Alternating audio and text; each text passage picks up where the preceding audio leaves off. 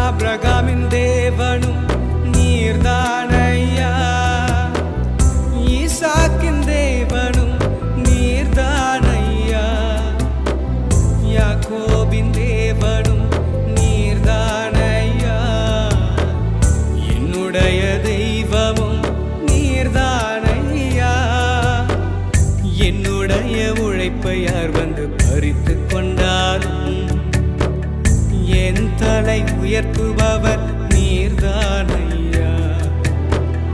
என்னுடைய உழைப்பை யார் வந்து பறித்து கொண்டாலும் என் தலை உயர்த்துபவர் நீர்தானையா.